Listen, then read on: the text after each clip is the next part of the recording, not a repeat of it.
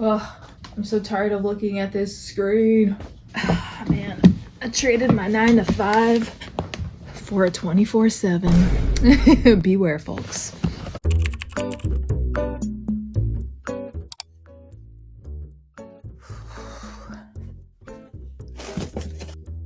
Hi guys, welcome back to my channel. If you're new here, my name is Bree and I love zines.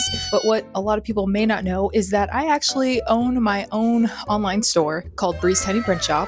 Bree's Tiny Print Shop started in 2019 and I started taking it more seriously in 2020. And now it's 2025 and I have a shop update on Valentine's Day. So I've been working on this shop update for the past 2 months. I have not had a shop update in about a year and a half because, you know, mental health, went through some stuff, then went through some more stuff, and now I finally feel like I was locked in. This is my main source of income and has been for the past 5 years, so it's best that I take it seriously, you know? I've been making shirts. I make everything by hand for the most part. I am a handmade artist, everything self-published, or I learn how to make something if I have an idea for it, and then I create it. So that's what my shop is. It's a handmade art shop, and right now I'm stocking the shelf. It was pretty bare a month ago, but I'm getting through these shirts. I printed everything and put them in this box here. So now I'm just transferring the stuff that I put into this box on the shelf because it makes it easier when I pack orders. That's a whole nother video for another time, but one thing I learned about running my own small shop is to pre-make everything, because when I first started back in 2019, 2020, I had a concept for a thing and I would make one thing, take pictures of it, make content for it, and then make it available in my shop because I wasn't as confident that it would sell, you know? Like, I'm like, I don't know if anybody wants this, so I'm just gonna make one of it, make it available, and then if people buy it, then I'll make it. That's a mistake. Assume people will buy it. It's just best to have that self-belief or that confidence in yourself that someone may want it. And also, if you're making content to drive traffic to your shop, you never know what's gonna go viral one day, and then you're gonna have to make a bunch of copies of that. That happened to me back in 2020. I made zine earrings, right? And it was just a fun little video that I made, just making the zine earrings, but I posted it on TikTok, and when I woke up the next day, my TikTok was going crazy and so was my Etsy shop. And I'm like, what's going on? And come to find out, I listed it in my shop, and I listed, I think, I meant to list 10, just to get a little, like, it was a little tester, right? Just to feel it out to see if people will buy it. But I accidentally typoed and I typed 100 and they sold out in less than 24 hours because of the virality of the video. That was pretty lucky for me, but that could happen to you, you know? So just try to pre-make stuff. Don't go too brazy if you don't have the means, because that's another reason why I do a lot of stuff handmade, is because the upfront cost is cheaper, right? I don't have to go to a manufacturer and order 1,000 shirts that may or may not sell. I can make a starting point of maybe 20 shirts per size, or, you know, you'll have to figure out which sizes are most popular. And over the years I've learned that I'll try to put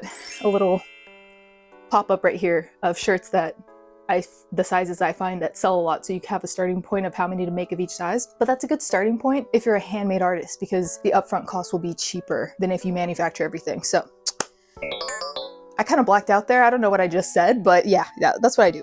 So if you're curious on why, oh, stuff's in the way. It's messy behind the scenes stuff. But if you're curious why I even call myself Bree's Tiny Print Shop, I call myself Bratty Bree. That's my username, and I like being called Bree. I started Bree's Tiny Print Shop after I graduated from college, and I was, you know, wanting to take myself more seriously as an artist. I wanted to sell my stuff, make a living as an artist, and the name Bree's Tiny Print Shop is actually really cute. I don't tell a lot of people this, but I named it that because when I was younger, like, I'm talking about when I used to live in North Carolina. If you guys don't know, I'm born and raised in North Carolina. I'm a Southern girl, and when we lived in North Carolina, my mom, she had very much an entrepreneurial spirit. She did a lot of things, a lot of business things, and one of her businesses that I remember the most is when she had a daycare, and she called her business Denise's Tiny Tots. That's her English name. If you watch my other videos, you know my mom's name is actually Ku'wipo, but Denise's Tiny Tots, I guess, was like, people did not like pronouncing our Polynesian names too much. My mom, she went by Denise's Tiny Tots, and that always really stuck with me. And what's so funny about that too is that I would get off the bus. We used to ride a school bus that would drop us off right in front of our house when I was in elementary school. I loved my mom's daycare, but I also hated it because she would babysit a lot of kids I freaking hated. Like, she would babysit my bullies and shit. I thought that's pretty funny that people would be getting off the bus with me that I hated, and they knew where I lived, and they just were all up in my shit. But that really inspired me. My mom has always been very creative and artsy in her own way. She's very creative. So when she had her daycare, she did a lot of artistic things with us. She was super creative with the activities that we would do. She was very hands-on in that sense. And that really inspired me. So when it came time for me to name my shop, I reverted back to what I knew, which was my mom's business, Denise's Tiny Tots. So that's why I am called Bree's Tiny Print Shop. It was inspired by my mom. So right now I'm just organizing the shirts as best as I can. It really helps me to have a visual of the different shirts and their sizes for when I'm packing orders later. It just really streamlines the process for me if everything's organized from small all the way up to 4X. I try to be as inclusive with the sizes as I can be, but it's a little bit hard sometimes because the manufacturers don't make certain sizes for certain materials, which is really annoying because I have these really cute shirts and it has a little angel on it. It says, "Zine making is the most fun a girl can have without taking her clothes off." If you're an old school Panic at the Disco fan, like you grew up in the 2000s and you listened to them in 2005 when their debut album came out, it's a reference to one of their songs. This shirt is really cute, right? It's a baby style tee. It's like a little crop top, but the most inclusive sizes that they offer, I think, only runs up to 2X, which sucks because I like to go up to 4X, 5X if I can, but usually it's not me not being able to offer that. Sometimes it's the manufacturer. So I'm doing more research. I'm trying to find them. But in the meantime, just understand the behind the scenes. Sometimes we're not including certain things because of our preference or bias. It's not, I'm gonna assume most small business owners are not trying to do that. I think it's just because, you know, the person we're buying from doesn't offer it. Unfortunately, it's very unfortunate. Pisses me off too. This is a little bit tighter than I thought it would be. That's what she said. I also have some misprints. This color did not come out the way I wanted it to. I don't know why. Can you see a difference? This is a little bit darker than this one and I want it to be this pink, but for some reason they sent me this pink for one of them. So I consider this a misprint because it's just not the color I wanted and it's not the color that is on the listing, you know? So if you want this one, I have one XL misprint, but this is a standard tee. So I'm making baby tees and standard, you know, unisex tees for anybody that doesn't want a crop top. Not everybody likes crop tops, you know? So what I'm doing is actually probably a little counterproductive because I'm stocking the shelf, but I haven't counted each size of each shirt that I made. So what's gonna end up happening probably tomorrow is I'm gonna take everything off the shelf, count every single size and style so I can list them on my shop. So I'm in the process of doing this, I'm realizing this is not the best way to go about this from an organizational stance. Okay, so here's what we have so far. It's getting there. These are Zine machine tees. These are the baby tees. I have blue and pink. I still have some drying, so that's why this looks a little bit low because I'm in the process of curing them, so they're not ready yet, but when they are, this stack will get higher. These are all the misprints. Ended up with a lot of misprints, and misprints aren't necessarily bad. Like I said, this one is just an off color, and other misprints will just be like, I didn't put enough pressure when I was pressing down the ink, so it had like a little bit of a faint print. You see that? Very minimal. So misprints are actually really good if you're trying to save a little bit of money. It's not a perfect print, but it's still okay. Down here, I have Imagine Not Liking Me, and I'm at home making arts and crafts. Very popular, so I made sure to make a lot of these because these sold out last time, and I was pretty bummed because it took me a while to find this exact color from the manufacturer again. So these are fully stocked for the drop. And then these are, I make zines because therapy is expensive. I don't know why I only have two small. I must have messed up there, so that one's low. Back here, I think, are these misprints? Oh my gosh, big stack of misprints for these, I guess. Oh no, not that big, just a little bit. Oh wait, no, it's that whole pile. Okay, so a lot of misprints on that, but like I said, misprints they're not terrible. They're a little misunderstood, that's all. Okay, so the agenda for today, that was, the shirts were something I woke up early to get out of the way because I didn't finish it yesterday, but I kind of write down a little schedule for myself for the week. So today I'm supposed to, actually it does say shirts, so I'm on track. Shop pics, so I have to take pictures of all the stuff from my website, and then buttons. Maybe I'll show you guys how to make buttons later on today, but for now there's one more shirt I have to make. I'm trying to clean off this screen so I can make a new one to make these shirts, but I'm really craving a drink from Dunkin' Donuts. There's a drink I tried, it's called strawberry dragon fruit lemonade or something. I'm really craving that right now, so I'm like fighting the urge to just go get one of those right now because I want to at least least finish the screen. I want to prep the screen at least so it's ready to print later. And then as a reward later, like hours from now, not right now, not this second, but later, then I can treat myself. A few minutes later. So good. I had to do it. I had to do it because one thing about running your own small business is sometimes you have to honor your urges, because if you don't, 5 hours will turn into 16 hours and then you didn't make time for yourself. So I decided to make time for myself because I know today's going to be a long day. Oh my gosh, I almost barfed in my mouth a little bit. I just saw a Tesla car when I was turning the corner. Anyway, or Tesla truck. I don't know. Those things are hideous and I really dislike them. Anyway, I wanted to talk about me starting my business because a lot of people ask me how I make zines profitable, which is a very good question, but I think people misunderstand what I do a little bit. I make a lot of zines. I'm very visible online for my zines, right? So it makes sense that people would think like I'm making a ton of money for my zines, but zines are just my special interest. I'm more obsessed with them. What I learned is I had to branch out and just create other products and services to make a profit. So over the years, I've learned, okay, maybe I have a design in a zine I could put on a t-shirt and then sell the t-shirt. Or maybe I have a design I could put on a sticker and sell stickers, you know, because not everybody that discovers me or supports me wants to read my zines. And that's totally fair. Not everybody's into stuff like that. So I had to branch out and diversify what I offer in order to reach more people. That way I can make my business profitable. Bree's Tiny Print Shop started off with just stickers and zines. And then over the years, I learned how to screen print. I learned how to make jewelry. I learned how to do a lot of other things. Sometimes people will buy the other things like the t-shirts, tote bags, pins, or whatever else I'm selling because that's more practical in their life than a zine. And sometimes the zine will just be an added thing, or if they're in the zine community specifically and they know what a zine is, they're more willing to buy my zines, but the zine community is very small. So I know I'm very visible for my zines, but in order to fund that, I have lots of other streams of income. Also, I went to college for English. I have an English degree. I have 2 English degrees and I do copywriting for a living as well. So that's something that I do from home. So I do work from home and I am a full-time artist, but there's other ways that I get paid, and those other ways I get paid help me be able to make zines anytime I want. You know what I mean? So I figured out a way for myself to make an income and be able to share as much as I want about zines and be able to sit down and make a zine for a few hours if I want to, because the way that I've over the years learned how to set up my business. I don't know if that helps people. I think maybe people have an impression of me that I am just a zine person, and that's cool because I love zines and that's my special interest. I'm obsessed with them, but in order to do them as often as I do, I had to get creative and think of other ways to make money. So speaking of that, I'm actually on my way. Since I'm out, I'm gonna go to Michael's, the arts and crafts store, because I have to buy a mask.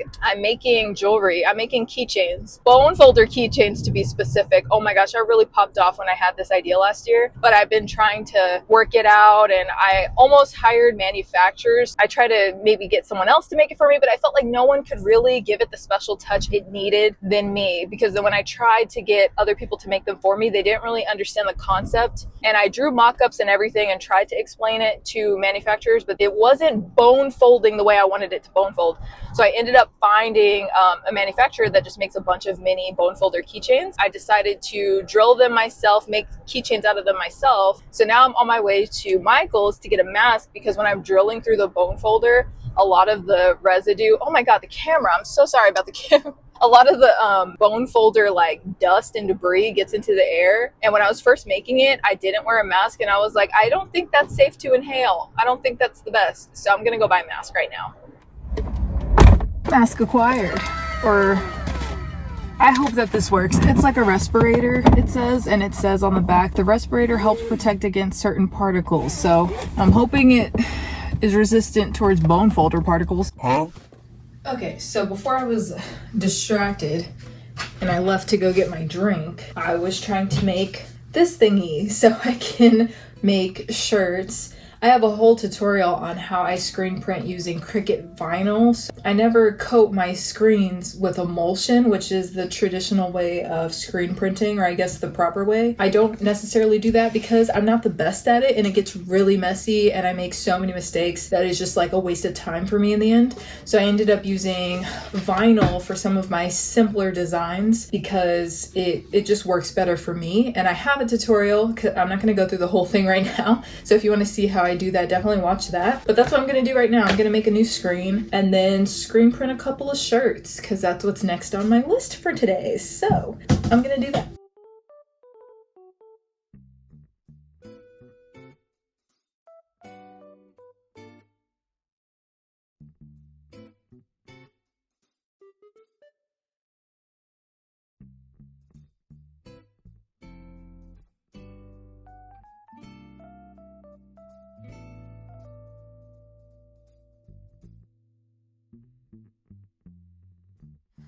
Well, I messed that up royally. I was trying to transfer. If you watch the tutorial, just be a lot slower than I am. I was a little impatient and I started pulling at it too quickly. And as you can see, I'm trying to transfer the vinyl onto the screen.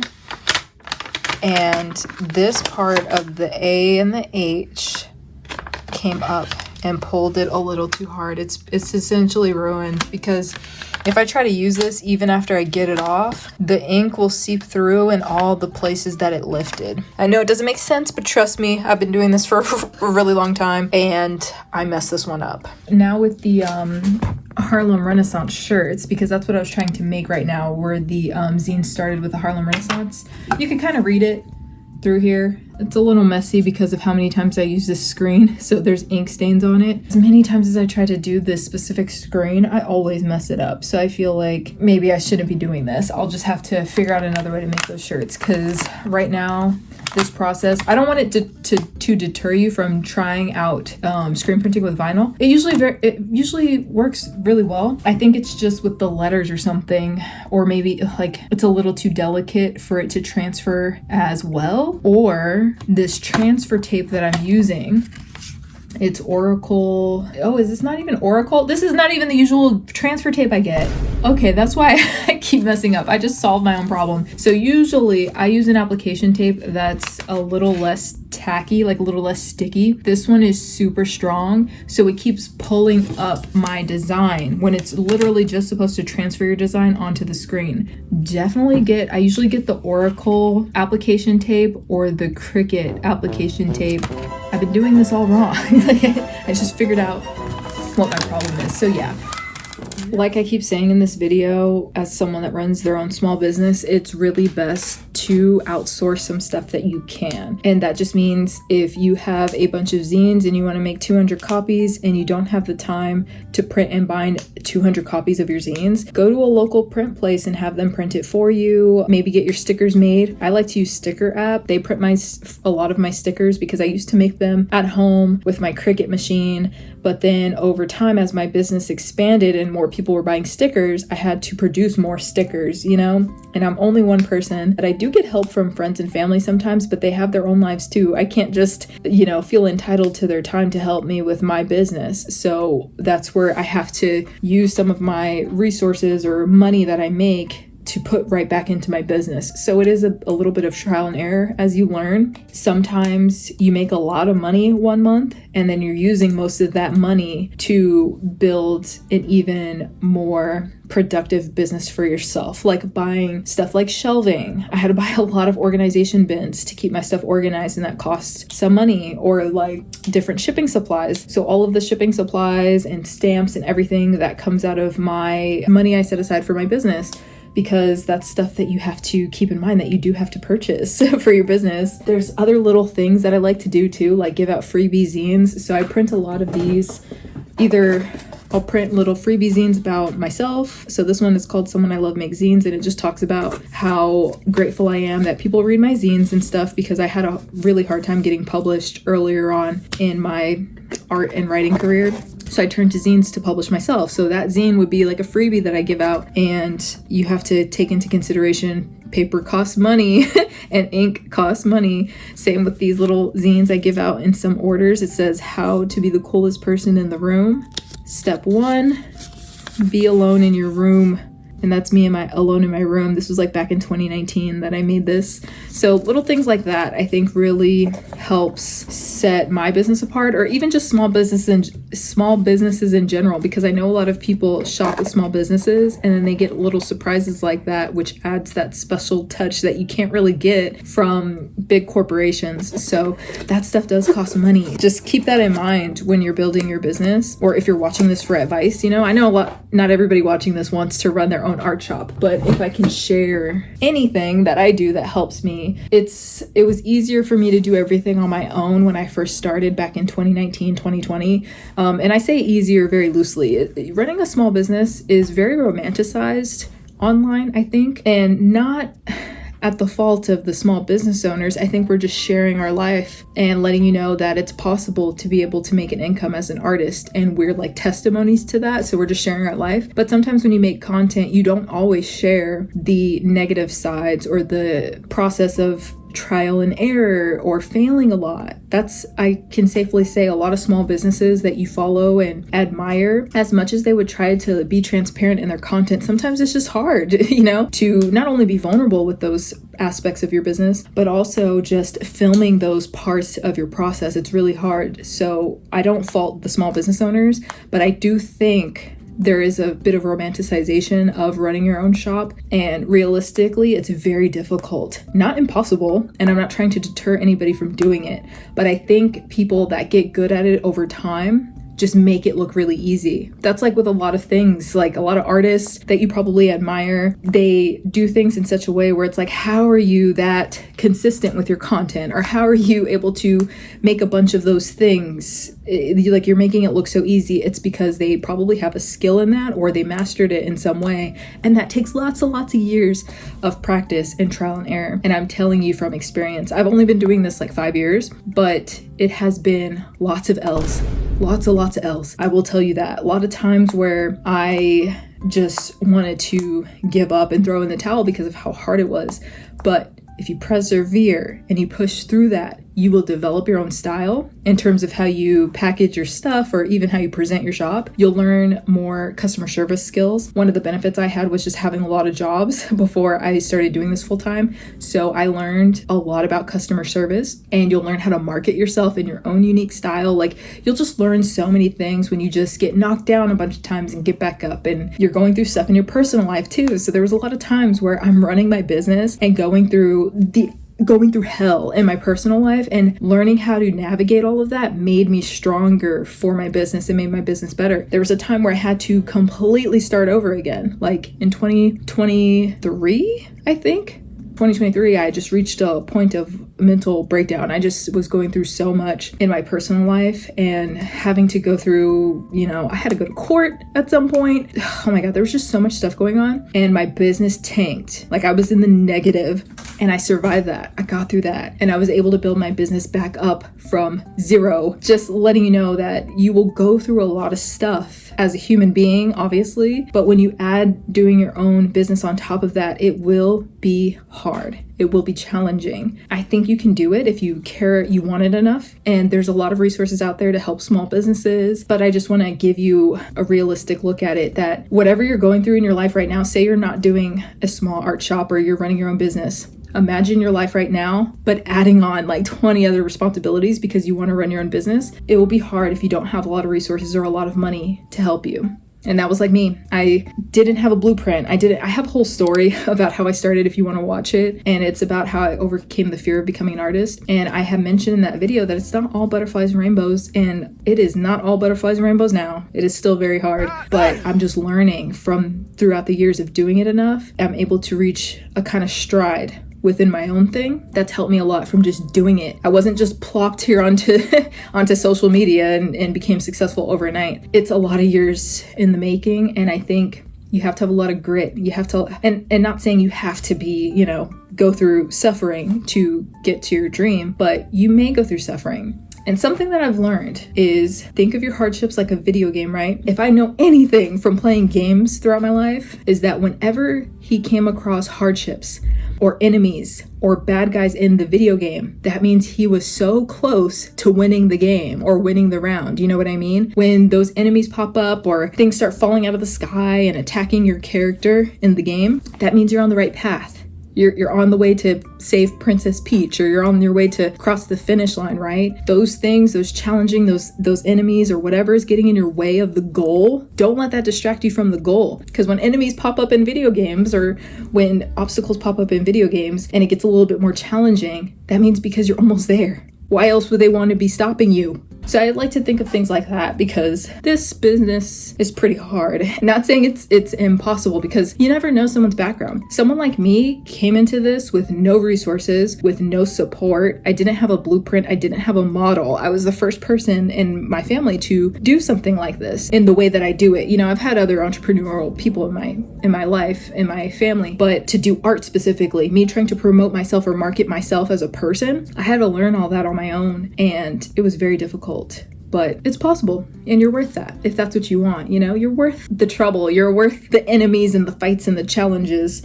But I just want you to know the challenges will come up, but that's not evidence that you should quit. That's not evidence that you're on the wrong path. If anything, that means you're getting there. I know it's hard to believe when you're going through shit. Like I said, I've been through some shit, and I wanted to quit, and I almost did, and my business tanked, and I lost a lot of money. When I got back up, things got 10 times better.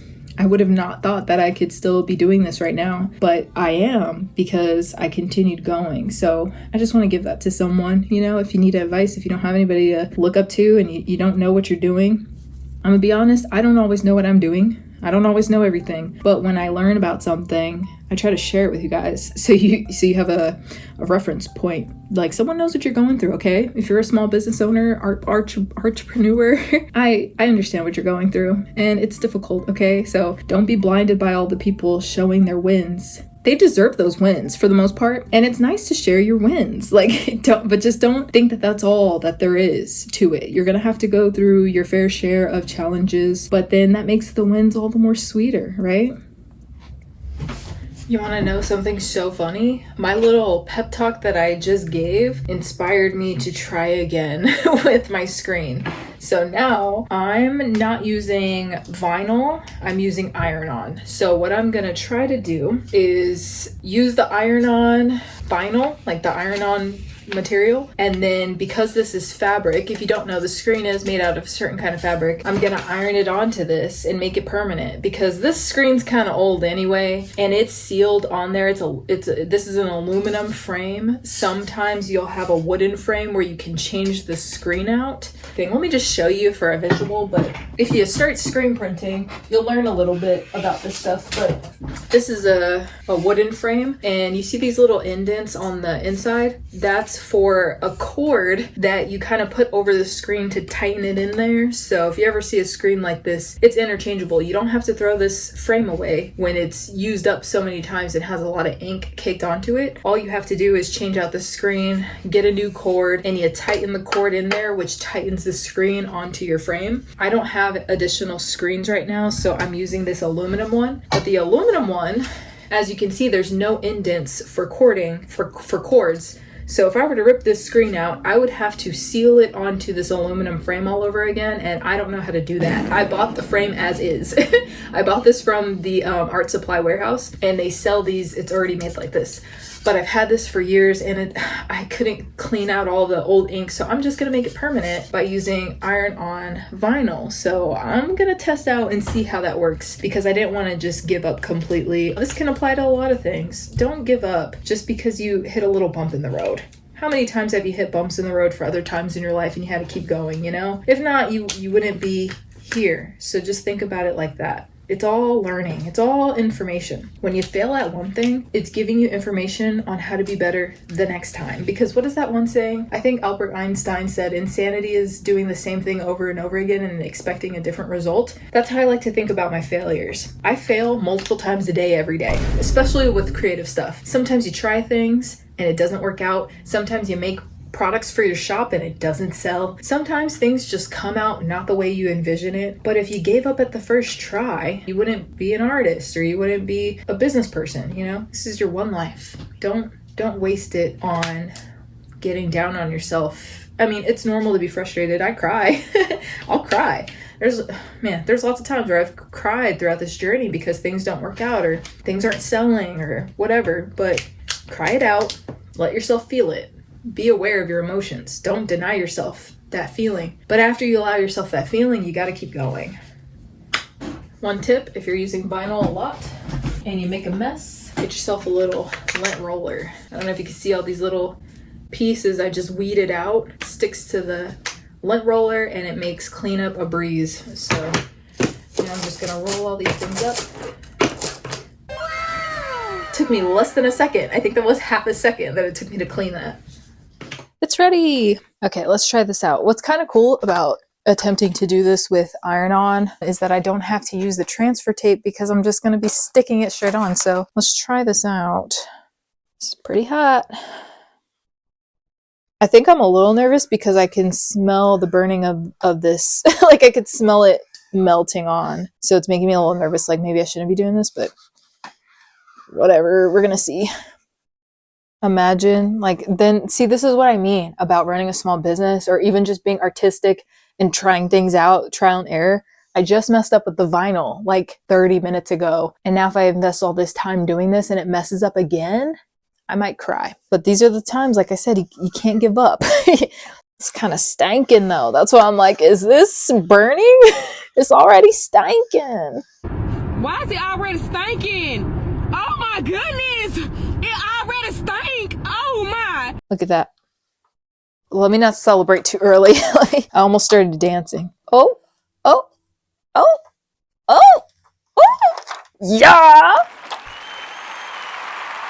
It came out beautiful, minus all the old ink from the last time I was screen printing on this because it's pretty old and caked on. But it looks perfect because look at how it looks on the back. It's all flush and flat like I wanted. Minus the previous ink from the last times I screened because I've been doing this for years and years and years.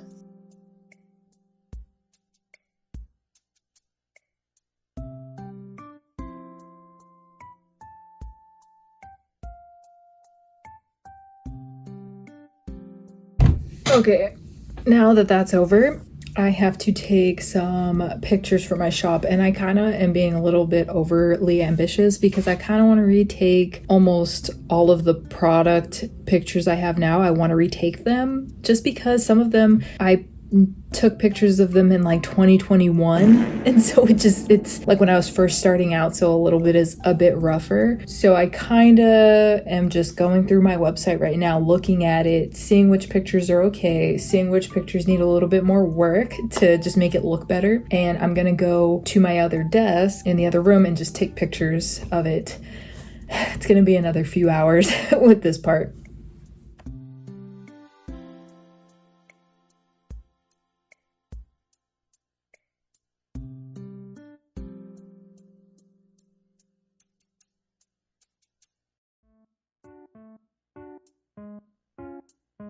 Oh my gosh, I'm tired.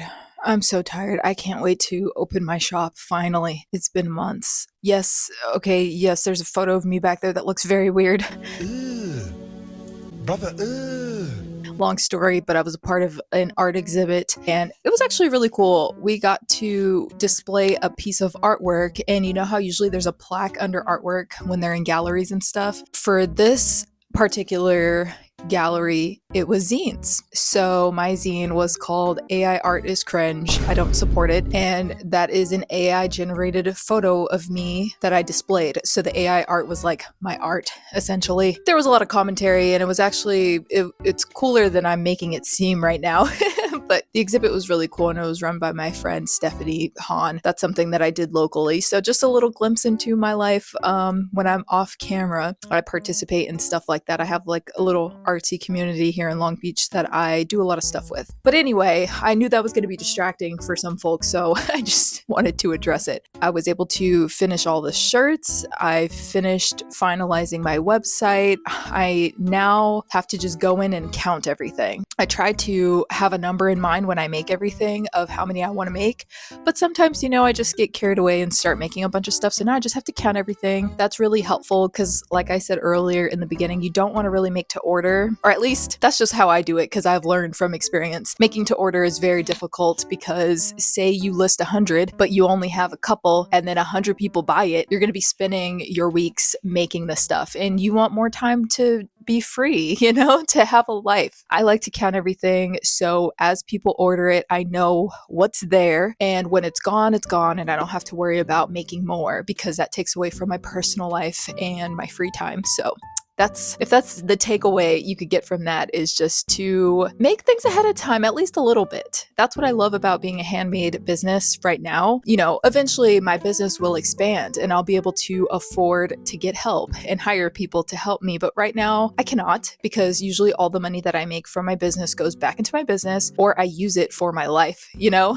So I'm not at that level yet where I can hire help. I hope one day soon. But what I like about being a handmade small business is that I can make a little bit of batches of stuff and it usually does pretty well because I'm still a small artist, you know? I don't have millions of people buying from me all the time. Whenever it gets to that point, I'll expand. But for now, it's cool just being able to make a small batch of everything. It's really fun. I approach my business the same way I approach zines. I like to make a little handful at a time. I don't know, it's really fun for me. I like being able to do it this way. But for now, there's still more work to be done, and the shop's going to be opening soon. Hopefully by the time you see this, it'll be open. So if you saw anything that you liked, you can grab it, and that's a great way to support me. As always, you don't have to shop with me in order to support me. You even watching this video means a lot to me. I hope that you were able to gain some insight from this little vlog. I'm so tired.